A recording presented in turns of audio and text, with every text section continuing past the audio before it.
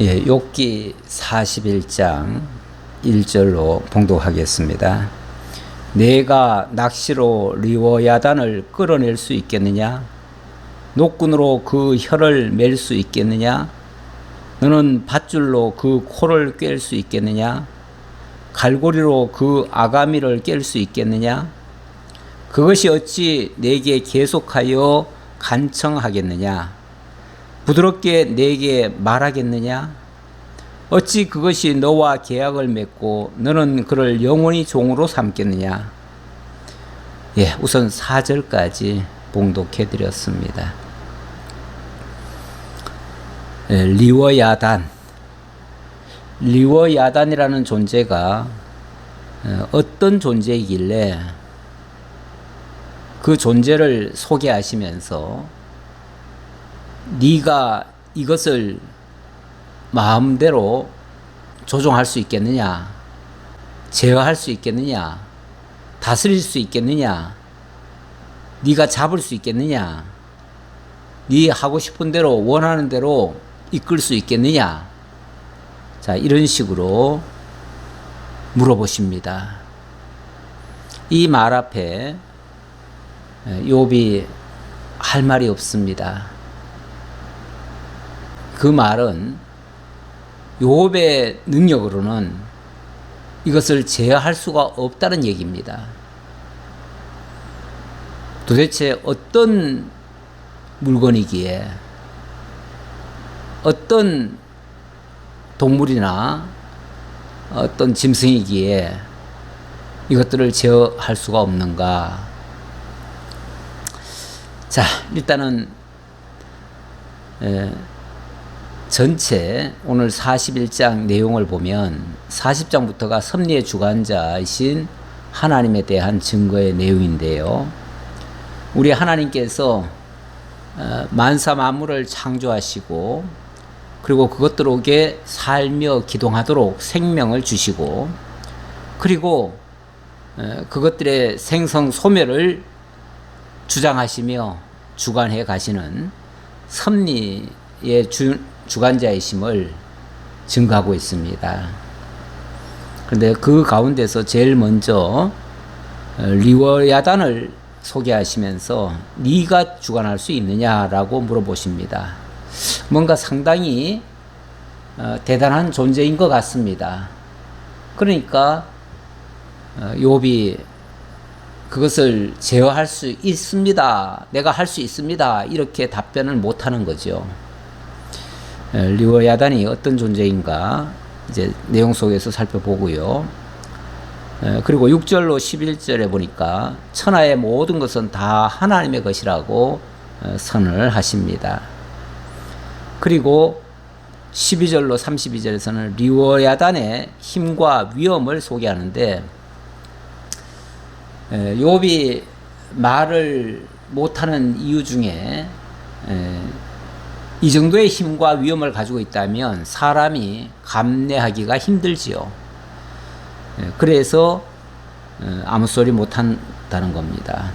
그리고 33절로 34절 오늘 마지막 끝에 보니까 그 리워야단은 교만한 자 위에 군림하는 왕이다 이렇게 결론을 맺어주네요. 예, 군림하는 왕, 교만한 자 위에서 군림하는 왕이다. 도대체 어떤 존재이길래 이 정도의 엄청난 말씀을 해주시는가? 자, 4장 1절로 5절 먼저 리워야단의 정체에 대해서 좀 살펴보고 그리고 말씀이 이어지도록 하겠습니다. 다시 한번 볼까요? 41장 1절에 보니까 네가 낚시로 리워야단을 이끌어낼 수 있겠느냐? 노끈으로 그 혀를 맬 수 있겠느냐? 자, 여기 낚시로 리워야단을 끌어낼 수 있겠느냐 하는 거 보니까 어찌 보면 수중생물인가 이렇게 생각할 수가 있겠죠. 그 다음에 노끈으로 그 혀를 맬 수 있겠느냐 하는 거 보니까 아마도 혀를 놀리는 그런 존재인 것 같아요. 그러니까 그 혀를 네가 마음대로 놀리지 못하도록 할 수 있겠느냐 그 말이죠. 자, 그리고 밧줄로 코를 깰 수 있겠느냐, 갈고리로 아가미를 깰 수 있겠느냐. 코, 아가미 이런 거 보니까 어떻게 보면 수중생물 같은 느낌이죠. 수중생물 같은 느낌인데 그것들에 쉽게 말하면 말하고 숨쉬고 먹고 하는 이 모든 동작들을 네가 멈추게 할 수 있겠느냐, 네가 제어할 수 있겠느냐 그 말이죠. 그리고 그것이 어찌 내게 계속하여 간청하겠느냐, 부드럽게 내게 말하겠느냐. 그것이 워낙 포악해서 너를 좋은 말로 쉽게 말하면은 이렇게 부드럽게 말하거나 이렇게 하도록 만들 수가 없다 그런 뜻이에요. 제발 좀 조용히 해줘, 부드럽게 해 라고 바라겠지만 워낙 포악해서 그것도 안 된다 그런 뜻이죠. 이 리워야단에 대해서 성경을 좀 찾아보니까요, 리워야단의 정체를 여러 가지로 설명하고 있는데 뭐 우리 성경이 먼저 개역 개정에서는 뭐 악어다, 고래다 이렇게도 번역을 한 것 같았어요. 그리고 이것이 이제 공룡이다 이렇게 또 이해하시는 분들이 있어요. 그래서 실제로 그런 짐승으로 이해를 하고 설명하는 경우가 가끔 있습니다. 있는데 그런데 내용에 들어가 보면 이거는 단순히 저 들판에 있는 또는 바다에 있는 어떤 무서운 짐승 그 정도로 이해하기에는 너무 이 세상에 있는 그 어떤 동물로도 비유해서 설명할 수 없는 그런 어떤 파괴력을 가지고 있는 존재인 것 같아요. 그래서 단순히 그런 짐승, 우리가 알고 있는 그런 동물로 이해하는 것은 너무 이 부분을 많은 부분에서 간과하고 있다, 제대로 못 보고 있다 그 말이죠. 그러면 성경은 여기에 대해서 어떻게 설명하고 있는가? 일단은 41장 33절로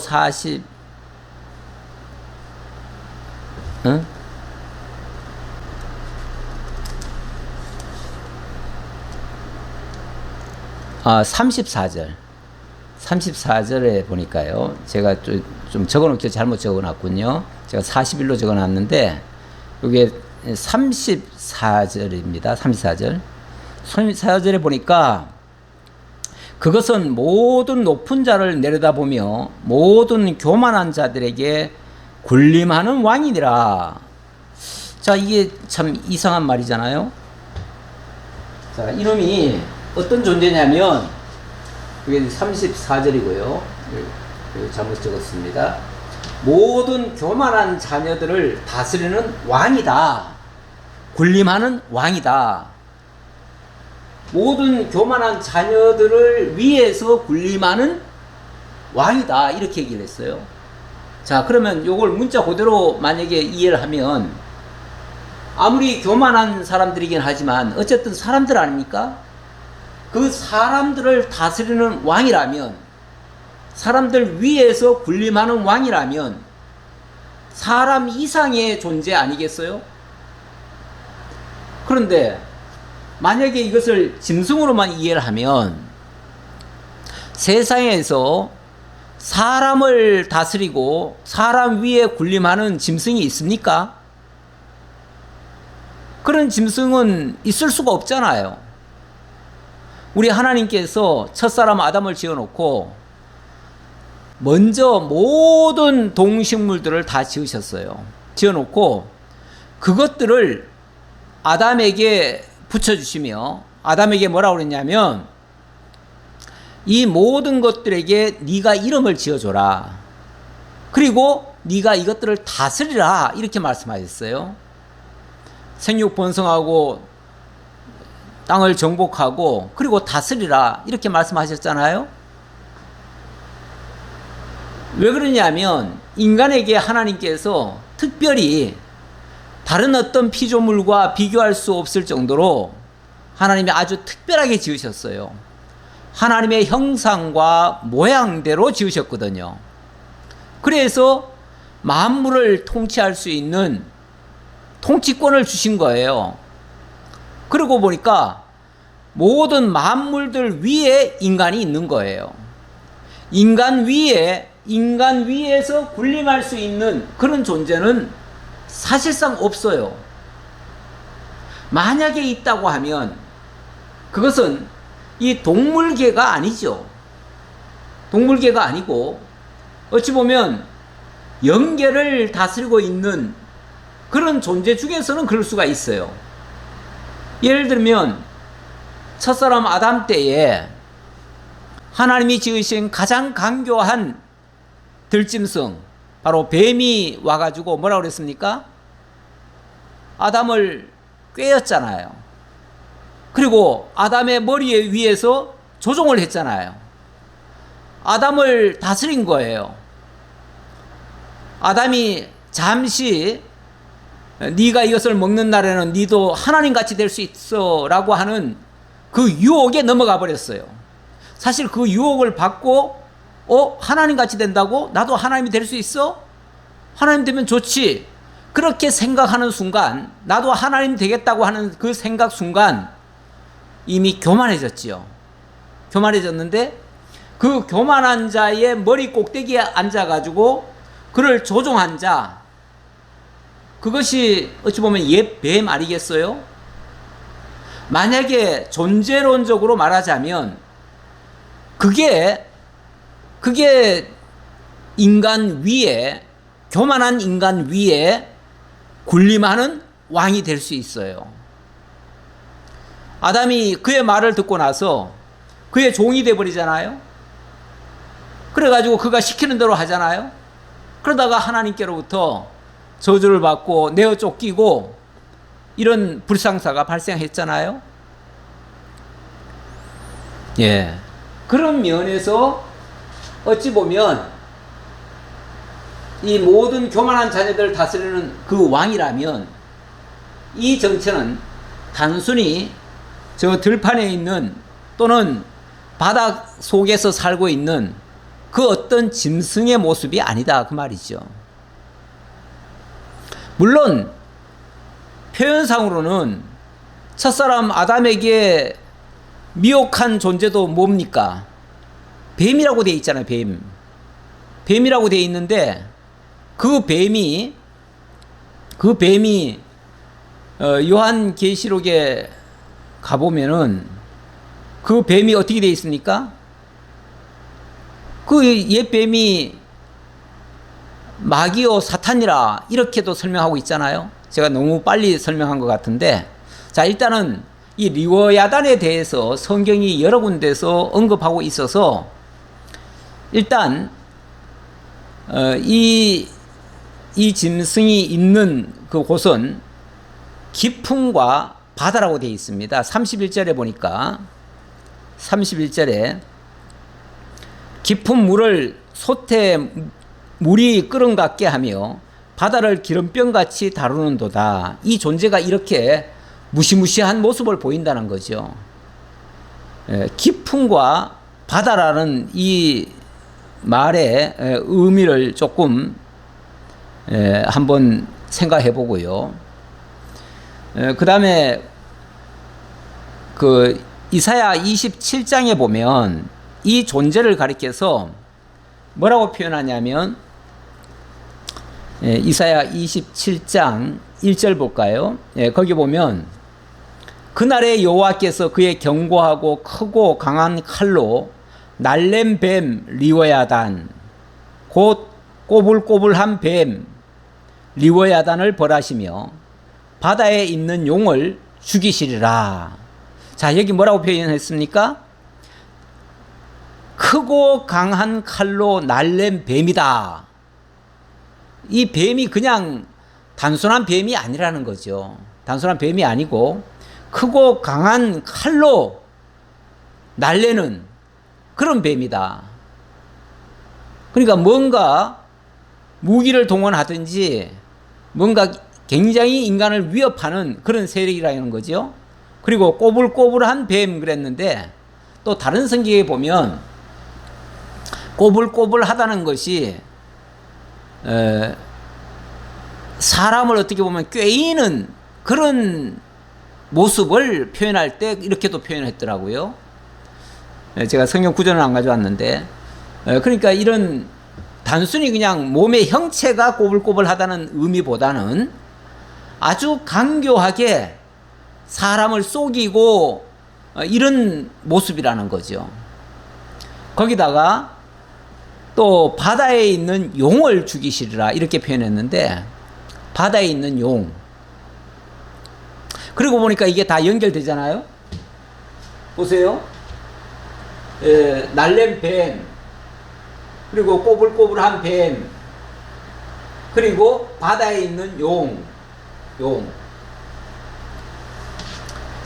요한계시록 20장으로 가보면은 하늘에서 천사장의 나팔 소리와 함께 우리 주님과 함께 다시 재림하실 때에 그때에 천사장이 제일 먼저 하는 일이 뭐냐면 무저갱의 열쇠를 가지고 그 바다에 있는 용을 잡아요. 잡았는데 그 용의 정체가 뭐냐면 옛 뱀이요 마귀요 사탄이라 이렇게도 얘기를 하고 있어요. 그리고 보면 이 세력은 단순히 짐승의 모습을 띠고 있다고는 하지만 이거는 단순히 짐승을 얘기한 것이 아니다. 짐승 이상의 그런 존재이고 이거는 어찌 보면 인간이 통제하기 어려운 존재예요. 예. 요한계시록은 똑같은 단어는 아닙니다만은 여기에 비슷한 의미로 무저갱의 사자고 히브리어로는 아바돈이고 헬라어로는 아볼로온이다 이렇게도 표현했는데 이 무저갱의 사자다. 이것도 의미적으로는 같은 의미로 돼 있어요. 그래서 이것을 종합하면 이 리워야단의 정체는 바로 악한 사단의 권세라고도 말할 수 있을 것이다. 이렇게 말씀드릴 수 있겠습니다. 물론 여기에 설명을 이제 쭉 하는데 보면은 뭐 바다 속에서 어떤 모습을 띠고 있고 어떤 형체를 나타내는 그런 모습으로 돼 있어요. 그거는 어찌 보면 첫사람 아담에게 다가왔던 그 뱀의 모습과도 같잖아요. 물론 뱀은 육지의 동물이라고도 볼 수 있는데 그런데 사실은 그게 육지 동물이 아니거든요. 왜냐하면 사람과 함께 대화를 하고 하나님과의 그 아담의 관계를 무너뜨리는 역할, 꿰이는 역할, 가장 강교한 못된 짓을 하는 존재죠. 결국 인간을 죄악 속으로 떠밀어 놓고 사망으로 이끌려고 하는 세력, 뭐 죽음의 사자, 무저갱의 사자 이렇게도 말할 수 있는 존재가 되는 거죠. 근데 어쨌든 욥기에서는 이것을 마치 어떤 해양에 있는 가장 큰 생물인 것처럼 그렇게 표현을 했네요. 근데 단순히 그런 어떤 바다 물고기 정도로 해석할 이야기만은 아니다. 이 말씀을 드리면서 자, 그것이 어떤 존재인지 계속해서 좀 더 언급을 합니다. 5절 봅시다. 5절. 내가 어찌 그것을 새를 가지고 놀듯 하겠으며 내 여종들을 위하여 그것을 메어두겠느냐. 쉽게 말하면 네가 그것을 잡아가지고 마치 놀이하듯이 그걸 가지고 이용을 한다든지 놀든지 매놓고 뭐 애견처럼 그렇게 할 수도 있잖아요. 만약에 사람의 손아귀에 잡히는 것이라면. 근데 이거는 불가능하다 그 소리예요. 인간이 이것을 통제하기는 사실상 어렵다 그 말이에요. 근데 그런 것이 세상에 있습니까? 예, 사실 인간이 현재 입장으로 봐서는 인간이 통제 못하는 동물은 사실 없습니다. 다 통제를 해요. 하는데, 그래서 저는 더더욱 이거는 그냥 짐승 같은 존재로 해석하고 넘어갈 일은 아니다. 왜냐하면 인간이 통제할 수 있는 영역을 벗어났기 때문에. 자, 6절부터요. 자, 6절부터 예, 보겠습니다. 6절 보겠습니다. 6절로부터 11절에서는 천하의 모든 것은 다 하나님의 것이다. 이렇게 얘기를 하네요. 앞에서 네가 감당할 수 있겠느냐, 네가 주관할 수 있겠느냐 해놓고 결국 내가 하는 거야. 다 내 손 안에 있어. 뭐 이런 뜻이겠죠. 자, 그런 차원에서 이해하시면 되겠고요. 6절 보겠습니다. 어찌 장사꾼들이 그것을 놓고 거래하겠으며 상인들이 그것을 나누어 가지겠느냐. 네가 능히 많은 창으로 그 가죽을 찌르거나 작사를 그 머리에 꽂을 수 있겠느냐. 아까 말했던 그 리워야단이라고 하는 그 존재를 네가 창으로 찔러 가지고 잡거나 또 그 밖에 어떤 방식으로 네가 그것을 잡을 수 있겠느냐. 그래서 제어할 수 있겠느냐 그 말이죠. 네 손을 그것에게 얹어보라. 다시는 싸울 생각을 못하리라. 만약에 그걸 상대로 싸워보려고 하다가는 오히려 네가 큰 거 다친다 그 얘기죠. 참으로 잡으려는 그의 희망은 헛된 것이니라. 그것의 모습을 보기만 해도 그는 기가 꺾이리라. 예, 얼마나 무시무시한지. 만약에 건드리려고 하면, 대적하려고 하는 자가 있다면 오히려 그것에게 쫓기든지 도로 망하든지 이렇게 될 것이다 그 말이죠. 너무 무서워서 아예 기가 꺾일 것이다. 우리가 너무 무서운 상대를 만나면은 아예 기가 꺾여버리잖아요. 그러면은 아예 싸울 생각조차 못합니다. 너무나 큰 권세를 가진 세력이면 우리가 이길 자신이 없습니다. 그러니까 아예 대항할 마음도 못 먹지요. 아무도 그것을 격동시킬 만큼 담대하지 못하거든 누가 내게 감히 대항할 수 있겠느냐. 자, 이 말은 그거 하나도 감당치 못하면서 누가 나한테 대항할 수 있겠느냐. 자, 이렇게 말씀하셨어요. 그러니까 하나님은 그보다 훨씬 더 크신 분이고 더 권세 있고 힘이 있으신 분인데 그 리워야단도 제어 못하면서 감히 하나님을 대적하려고 하는 자가 있겠느냐? 그 말이죠. 그러면서 11절에는 누가 먼저 내게 주고 나로 하여금 갚게 하겠느냐? 온 천하에 있는 것이 다 내 것이니라. 예, 그렇다면은 그거를 감당치 못한다면은 어떻게 하나님 앞에 드려서 받을 수 있겠느냐? 드리고 뭘 받을 수 있겠느냐 그 말이죠. 왜 이 표현을 하냐면은 우리 인간들은요 무슨 생각을 많이 하냐면 인간이 노력을 하고 힘을 쓰고 선행을 하고 뭘 하면 거기에 따라서 뭐 보상을 받는다. 자기 하기 나름이다. 자기 능력대로 받는 거다. 그래서 인간의 의지를 굉장히 드높이고 인간이 마치 뭐라도 다 할 수 있느냐 이렇게 큰 소리를 치는 경우가 있습니다. 종종 있어요.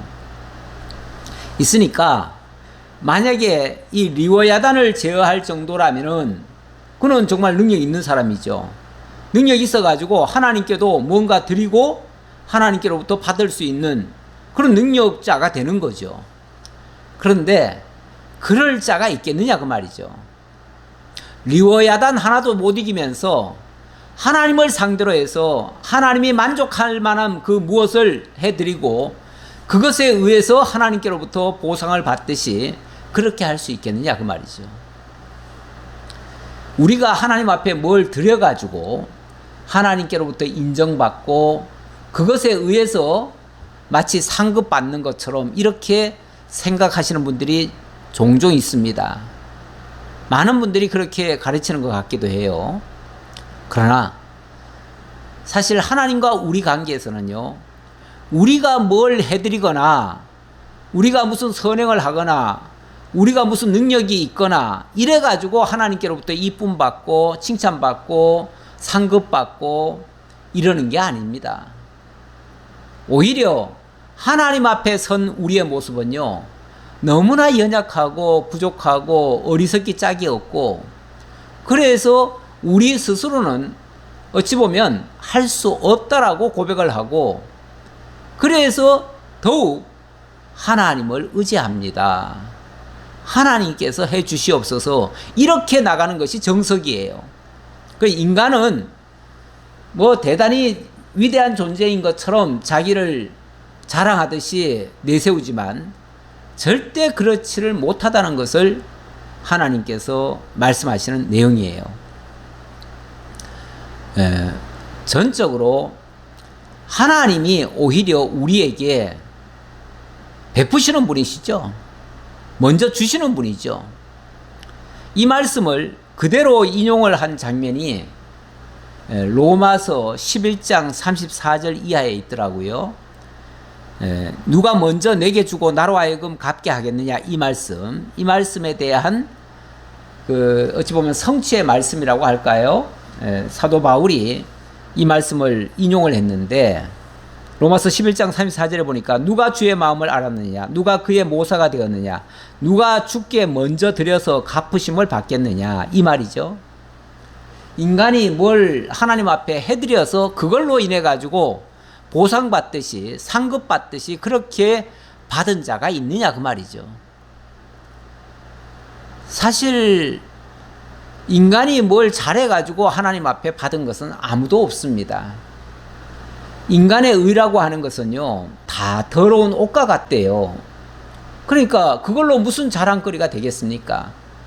자랑한다고 하면 교만만 드러나지요. 자기 교만.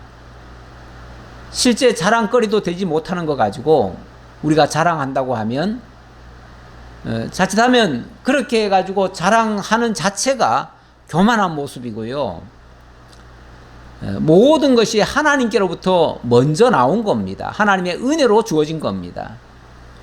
은혜로 주어진 것을 우리가 깨달으면 그분에게 감사 찬송하게 되어지고요. 그것이 하나님께 드려지는 것이고 하나님의 영광을 나타내는 일이 되어질 것입니다. 우리가 그 영광을 깨닫고 하나님을 찬양하는 것이죠. 다시 말하면 우리가 뭘 해드려서 하나님이 기뻐하시는 게 아니라 하나님이 우리에게 먼저 주시고 그 주신 거에 대한 우리가 깨달음이 있어서 하나님 앞에 감사 찬송하면 그것이 하나님께 영광으로 돌려지는 거예요. 그러니까 우리 하나님이 당신이 찬양을 받으시려면 우리에게 먼저 베푸셔서 우리로 하여금 감탄하게 만드시고 그 찬양을 하도록 이렇게 역사를 하신다, 그 말이죠. 자, 그런 차원으로 이해할 수 있고요. 결국은 다 하나님이 하신다라는 뜻이에요. 그게 우리가 뭘 해서 역사가 이루어지는 게 아니고 하나님이 하시는 것이다, 그 말이고요. 자, 41장 12절로 32절, 여기서는 리워야단의 힘과 위엄을 소개합니다. 왜 이 얘기를 하냐면 앞에서 우리 인간이 하나님 앞에 뭘 어떻게 해드려서 인간이 소위 말해서 리워야단도 제압하고 그것들을 다스리고 이기고 승리해서 하나님 기뻐하시는 방향으로 우리가 하나님께 영광을 돌리고 이렇게 하지 못한다라는 것을 설명하느라고 이 리워야단의 존재가 이런 존재야, 이런 존재를 네가 제어할 수 있어? 네가 다스리고 네가 이겨서 하나님께 영광 돌릴 수 있겠어? 라고 묻는 말씀과 같은 뜻이에요. 12절 보겠습니다. 내가 그것의 지체와 그것의 큰 용맹과 늠름한 체구에 대하여 잠잠하지 아니하리라. 내가 그것을 자세히 소개해 줄게 그 말이죠. 누가 그것에 겉가죽을 벗기겠으며 그것에게 겹재갈을 물릴 수 있겠느냐. 이 겉가죽을 벗기겠느냐라고 하니까 아마 그 겉가죽이 굉장히 질기고 단단하고 마치 갑옷처럼 그렇게 무섭게 둘러쳐 있나 보다. 그래서 이것이 또 바다에 있으니까 이게 악어인가 그렇게 해가지고 한때는 이것이 악어로 번역된 적도 있습니다. 그런데 단순히 그 악어라는 것을 설명하느라고 이렇게 말한 건 아니에요. 인간이 제어하기 어렵다는 뜻으로 하는 말이죠. 누가 그것의 턱을 벌릴 수 있겠느냐. 이는 그의 둥근 이들은 심히 두렵구나. 이렇게 말을 했는데요. 하기야 우리가 이제 연상할 때 이런 얘기들을 하니까 이게 악어의 모습을 가지고 한번 생각해 볼까? 라고 해서 악어를 설명하는 경우가 있기는 하지요. 악어 그 입 벌릴 때 보세요. 굉장히 무섭잖아요. 그 안에 만약에 뭐든지 들어갔다 하면은 그냥 한 입에 콱 닫아가지고 그 이빨로, 무서운 이빨로 그냥 다 부스러뜨리죠. 그렇게 하고 그냥 입으로 삼켜버립니다. 그의 즐비한 비늘은 그의 자랑이로다. 튼튼하게 봉인하듯이 닫혀 있구나. 그 비늘도 쉽게 말하면은 아주 촘촘하게 그 갑옷 같은 게 그 악어의 지금 악어로 이제 얼른 생각해 보라고 이제 말씀드린 거고요. 악어라는 뜻은 아닙니다. 어떤 이제 굉장히 무서운 존재이긴 한데 예를 들자면 이런 모습인데 네가 제어할 수 있겠느냐 그런 차원에서 한 말인데 얼마나 강력한지 그 어떤 것도 그 비늘을 뚫고 그 갑옷 같은 것을 뚫고 그것을 잡아먹고 이럴 수가 없다 그 말이죠. 그것들이 서로 달라붙어 있어 바람이 그 사이로 지나가지 못하는구나. 서로 이어져 붙었으니 능히 나눌 수도 없구나. 이 갑옷 같은 게 보면은 만약에 사람이 쓰는 갑옷 같으면은 이렇게 층층이 덮여 있기는 한데 그래도 그 사이가 있어요. 그래가지고 솔깃 사이라고 그러죠. 가끔은 그래서 그 병사들이 전쟁을 하다가 우연히 화살이 날아와가지고 어느 왕의 솔깃 사이를 뚫고 들어와가지고 그 사람을 죽여버리는, 그 왕을 죽여버린 그런 일도 있어요. 물론 우연히 한 병사가 화살을 쏘았는데 그 화살이 그 왕의 쉽게 말하면 숨통을 뚫어버린 거예요. 그래서 그만 그 왕이 죽었는데 물론 그것도 우연은 아닙니다만은 우연히 했다고 하지만 사실은 우연이 아니죠. 그만큼 인간의 그 갑옷 같은 것은 허점이 많다는 뜻이에요. 그런데 지금 여기서 표현하는 이 짐승 같은 경우는 아무도 이것을 제어할 수가 없더라 그 말이죠. 왜냐하면 바람도 들어가지 못할 정도로 완전히 다 덮여 있어서 뭐 우연히 그 사이 깃을 찌르고 이럴 수가 없더라 그 말이죠. 그것이 재채기를 한즉 빛을 발하고 그것의 눈은 새벽의 눈꺼풀 빛 같으며 그것의 입에서는 횃불이 나오고 불꽃이 튀어나오며 그 옛날에 그 짐승들 뭐 공룡시대 때 그 짐승들 입에서 막 불이 확확 나오고 막 이런 모습이 만화로 그려진 것들을 전에 본 적이 있는데 아마도 그냥 우리 연상하기 위해서 제가 그 표현을 잠깐 써봅니다. 정확히 그 모습은 아니고요. 그 모습보다 훨씬 더 강한 모습이겠지요. 이 생명체의 입에서는 횃불 같은 게 나와가지고 그것에 의해서 그 횃불을 맞은 존재는 다 죽게 되겠지요. 그렇게 무시무시한 존재더라 그 말이죠. 그것의 콧구멍에서는 연기가 나오니 마치 갈대를 태울 때 솥이 끓는 것과 같구나. 얼마나 무서운가를 지금 표현하는 장면들이에요. 굉장히 무서운 어떤 권세라는 거예요. 그의 입김은 숯불을 지피며 그의 입은 불길을 품는구나. 그것의 힘은 그의 목덜미에 있으니 그 앞에서는 절망만 감돌 뿐이로구나.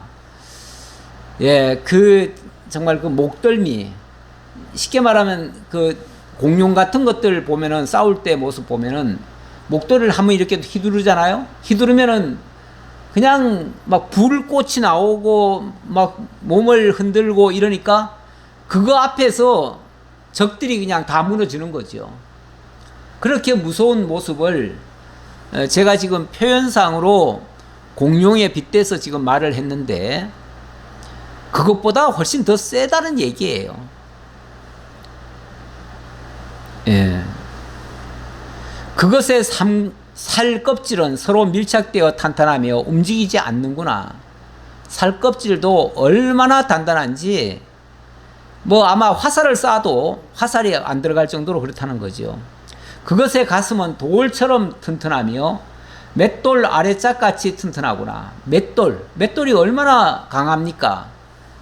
마치 그 가슴과 그런 어떤 몸의 형체가 맷돌같이 그렇게 딱딱하더라는 거죠. 그러니 뭐 이런 존재를 뭘로 이겨내겠습니까? 그것이 일어나면 용사라도 두려워하며 달아나리라.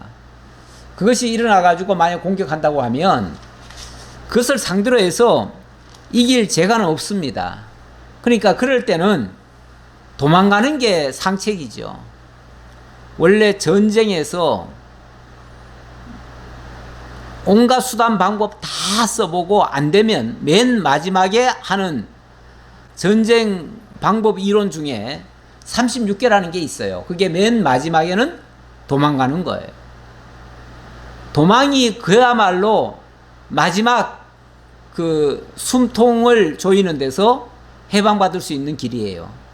죽지 않을 수 있는 유일한 길이 36개 주랭랑이에요. 자, 그렇게 무서운 존재다. 칼이 그에게 꽂혀도 소용이 없고 창이나 투창이나 화살촉도 꽂히지 못하는구나. 그 어떤 무기로는 이것을 제압할 수가 없더라 그 말이죠. 그것이 새를 지푸라기 같이 노설 썩은 나무같이 여기니 어떤 새도요 만약에 새가 날라오면 그걸 아마 지푸라기 꺾듯이 이렇게 꺾어버릴 거예요. 그것이 아마 새가 날라오든지 창이 날라오든지 날라오면 그걸 딱 붙잡아 가지고는 그냥 휘어버린다 그런 뜻이겠죠. 화살이라도 그것을 물리치지 못하겠고 물맷돌도 그것에게는 겨같이 되는구나. 예, 뭐 아니 화살도 감당을 못하는데 물맷돌 같은 거야 뭐 겨처럼 보잘것없는 거죠. 왕겨 있잖아. 왕겨, 바람 앞에 휘날리는 겨, 그 같은 존재다 그 말이죠. 웬만한 무기 가지고는 그것을 제어할 방법이 없습니다. 그것은 몸뚱이도 지푸라기 같이 여기고 창이 날아오는 소리를 우습게 여기며 뭐 싱싱 하고 뭐 그 창이 날아와도 그냥 잡고 그냥 다 꺾어버리는 거죠. 그것의 아래쪽에는 날카로운 토기 조각 같은 것이 달려있고 그것이 지나갈 때에는 진흙바닥에 도리깨로 친 자국을 남기는구나. 예, 우리 어릴 적에 뒷산에 가면 큰 바위가 있는데 그 바위에 그 자국이 있어요. 어떤 짐승이 그것을 밟고 지나갔다고 하는 자국이에요. 뭐 그게 무슨 전설같이 내려와 있어요. 근데 얼마나 강한지 그냥 그 바위를 누르면은 그냥 바위가 푹푹 들어갈 정도로 이렇게 강력한, 여기도 뭐 마치 바위에 새겨진 그 자국 모습이 마치 진흙바닥에 도리깨로 친 것 같이 그렇게 찍혀 있더라 그 말이죠. 깊은 물을 솥에 물이 끓음 같게 하며 바다를 기름병같이 다루는도다. 예, 이 바다에서 그것이 만약에 한번 올라온다고 하면 그 바다 속에서 마치 물이 끓음처럼, 물이 끓으면 막 물이 펄펄펄 올라오잖아요. 연기가 나더니 김이 올라오고 그 나중에는 막 물이 끓어올려요. 마치 바다에서 나올 때의 모습은 물이 끓음같이 그렇게 나타나더라 그 말이죠. 그것도 바다를 기름병같이 다루는도다 그랬는데 이게 물이 끓어도 굉장히 그 폭발력이 크지만은요, 기름병이 끓으면은 더 세죠. 예. 그것에 뒤에서 빛나는 물줄기가 나오니 그는 깊은 바다를 백발로 만드는구나. 깊은 바다를 백발로 만든다? 예, 그것이 어떤 그냥 곱게 나올 때도 그런 모습인데, 만약에 그게 힘을 쏟는다 하면은 그 물줄기가 마치 높이 솟구쳤다가 떨어지는 모습이겠죠. 그렇게 되어지면 바다의 모습이, 원래 바다는 푸르잖아요. 깊은 바다는 푸르지요. 푸른데 물이 솟구쳤다가 떨어지면은 그 물이 하얗게 마치 백발처럼 그렇게 비춰진다 그 말이죠. 원래 물이 뒤집어질 때의 모습 보면은 하얀 파도가 철썩철썩 치잖아요. 그런데 이것이 높이 물이 솟구쳤다가 떨어지면은 마치 하얀 백발 같은 모습이죠. 예, 이렇게도 나타나니 이게 얼마나 무섭냐 그 말이죠. 이렇게 큰 세력. 자, 그러면서 이제 여기에 대한 결론적인 말씀을 이렇게 하네요. 33절. 그는 교만한 자 위에 군림하는 왕이다. 이렇게 얘기를 합니다.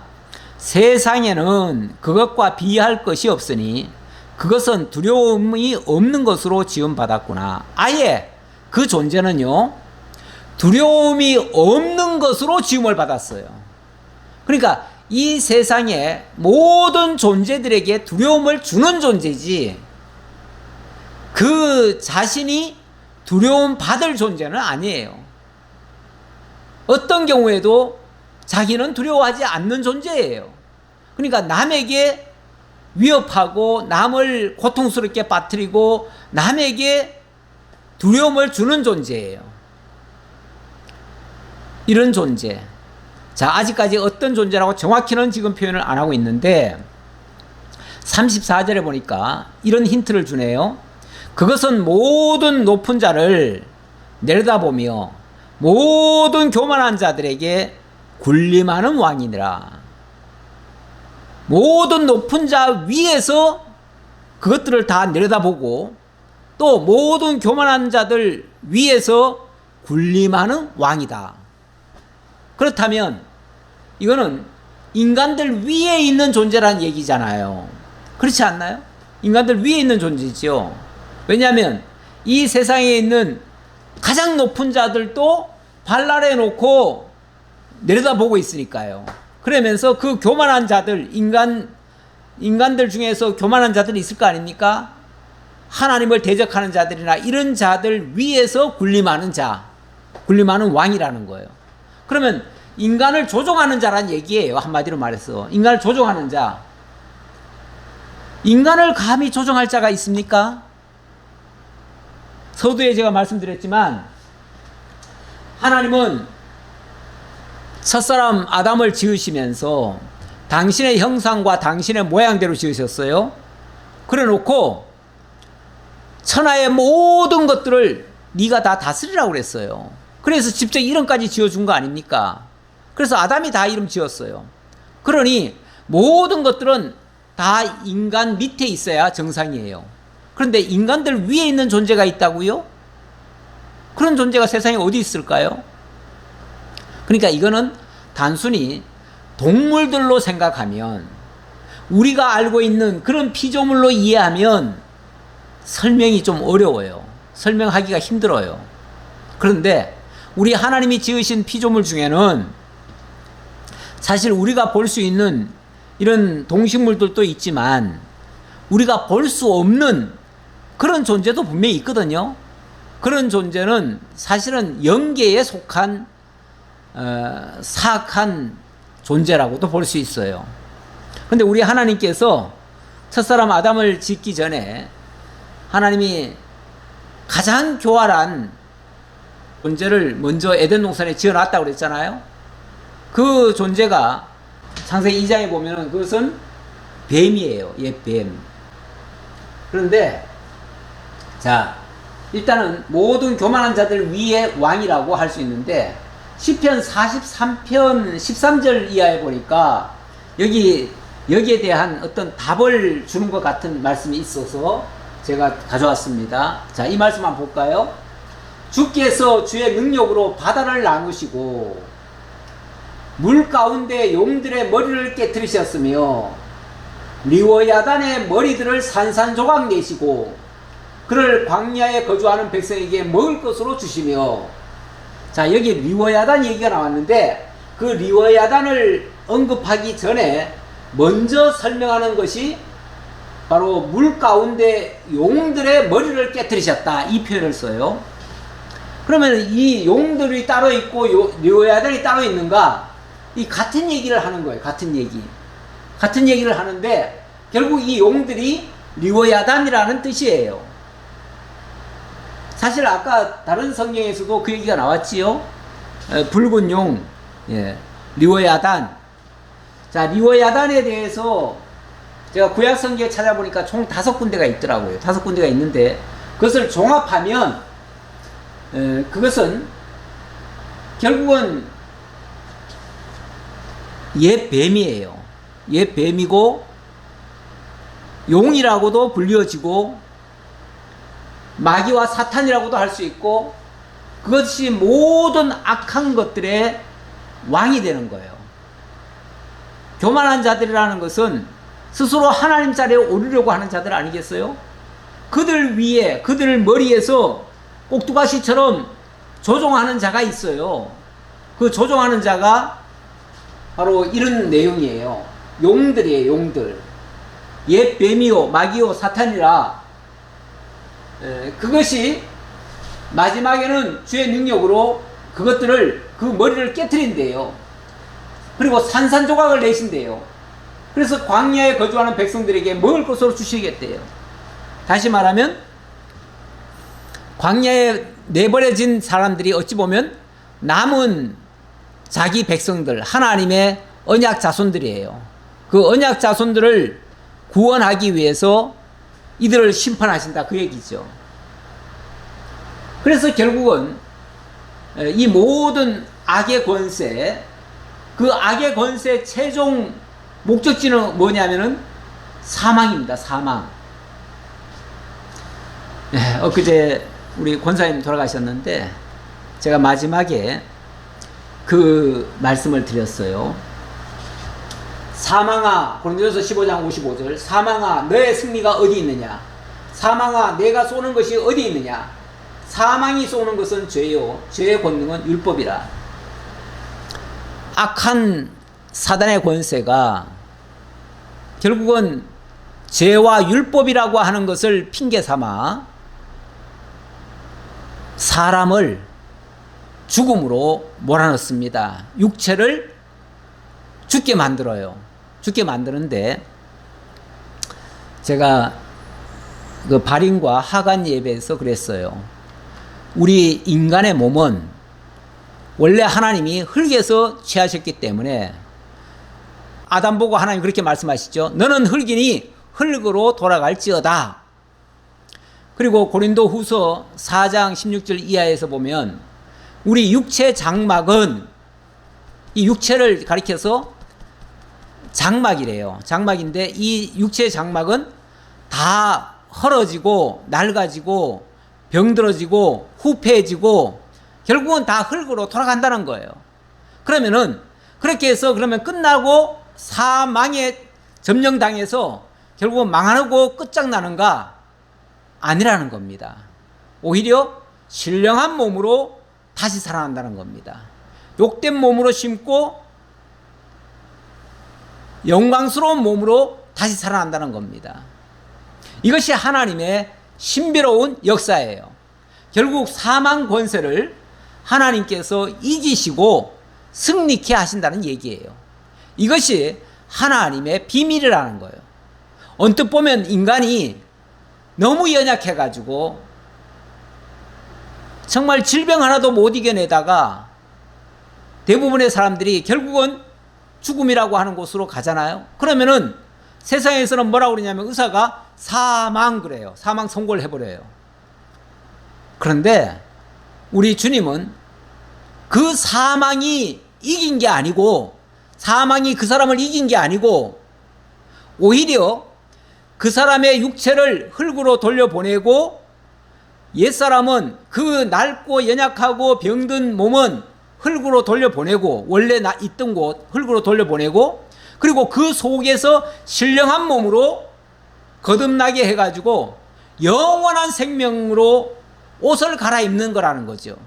그 옷을 갈아입고 마침내 하나님의 영광에 같이 참여하니까 결국은 악한 권세가 사망이라고 하는 도구를 가지고 사람을 죽이려고 했지만, 그렇게 해서 죽은 것이 아니라 그리스도 예수 안에서 있는 자들에게는 육체는 버려지지만 그의 영은 도로 살아나서 영원한 생명을 얻게 된다는 거예요. 그러니까 사망에 의해서 망한 게 아니고 오히려 영원한 생명을 얻었으니까 승리한 거예요. 그래서 우리를 승리케 하시는 하나님께 감사하고 하나님을 찬양하게 되더라. 그게 고린도 전서 15장의 말씀이에요. 제가 다 안 적었는데 여러분들이 그 뒷부분은 읽어보시기 바랍니다. 예, 그 정체를 이제 마지막 결론 삼아 제가 요한계시록 12장 3절에 보니까 하늘에 또 다른 이적이 보이니 보라, 한 큰 붉은 용이 있어 머리가 7이요 뿔이 10이라. 그 여러 머리에 7 왕관이 있는데 그 꼬리가 하늘의 별 3분의 1을 끌어다가 땅에 던지더라. 이렇게 해서 정말 못된 짓, 사람을 망하게 하는 그런 일을 많이 했지만 결론적으로는 그가 이긴 것이 아닙니다. 그의 정체를 보니까 계시록 20장 2절에 보니까 용을 잡으니 곧 옛 뱀이요 마귀요 사탄이라. 잡아서 1000년 동안 결박하여 무저갱에 던져 잠그고 그 위에 임봉하여 1000년이 차도록 다시는 만국을 미혹하지 못하게 하였는데 그 후에는 반드시 잠깐 놓이리라. 결국 이 악한 권세, 그 무서운 세력은 하나님께서 영원한 심판으로 멸망을 시키고, 그리고 비록 연약하지만 인간은 그 연약한 몸은 하나님께로 돌려보내고 신령한 몸으로 거듭나서 영원한 생명 가운데서 영원한 승리를 거두고 영원히 하나님을 찬양하는 존재로 살아가게 하신다. 이렇게 승리를 하게 하시는 그 하나님 앞에 감사하는 것이 우리 인간의 본분이고 도리일 것입니다. 오늘 욥기 41장은 이러한 악의 권세와의 관계에서 결국은 연약한 욥이 엄청난 시달림을 당하고 고통을 받지만 마침내는 하나님께서 승리케 하시겠다고 하는 그런 약속을 해주셨다. 이렇게 말씀드리고, 하나님이 욥에게 알려주신 마지막 말씀은 바로 이 말씀이다, 그 말이죠. 그동안 욥을 괴롭히고 그 세상 그 어느 것도 감당치 못했던 그 모든 권세를 하나님이 기어코 꺾으시고 승리케 하실 것이라고 하는 그런 약속의 말씀이라고 저는 감히 말씀드리고 오늘 41장의 말씀을 마치겠습니다. 기도하겠습니다. 감사합니다. 하나님께서 주신 은혜를 따라서 욥기를 41장까지 증거를 하였습니다. 참으로 부분적으로 우리가 이해하기 어려운 부분도 있었고, 또 왜 이런 말씀 때문에 우리가 욥이 이렇게 고통을 받았는가 하는 그런 안타까움도 있었습니다. 그러나 이 모든 과정을 거쳐서 마침내는 하나님께서 승리를 주시고 하나님께 영광을 돌리게 하신다는 사실을 깨달았사오니 감사할 따름입니다. 우리의 삶 속에도 욥의 그 애매한 고난 같은 일들이 많이 있습니다. 우리가 자칫하면 오해하고 실망하고 낙심하는 경우도 있겠지만 우리 하나님께서는 결코 당신의 백성들을 멸망하게 하시는 법이 없는 줄 압니다. 모든 것을 이겨내고 승리케 하시는 하나님 앞에 감사하는 저희의 신앙이 될 수 있도록 함께해 주옵소서. 감사드리옵고 예수님 이름으로 기도하옵나이다. 아멘.